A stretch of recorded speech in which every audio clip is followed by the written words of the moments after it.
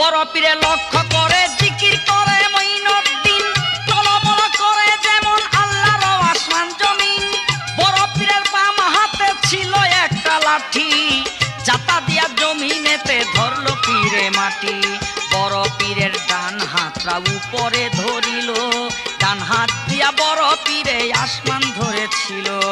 আর পারে না বড় পীরে আল্লাহর জগৎ ধরে, সর্বঙ্গ কাঁপে পীরের কেবল থরে থরে। শরীর হতে জইরা পড়ে পেশানির পানি, বড় পীর কয় রক্ষা করো আপে কাদির গনি। তুমি থামাইয়া দাও খাজার জিকির, জগৎটা রহে না স্থির। না করে গন্ডগোল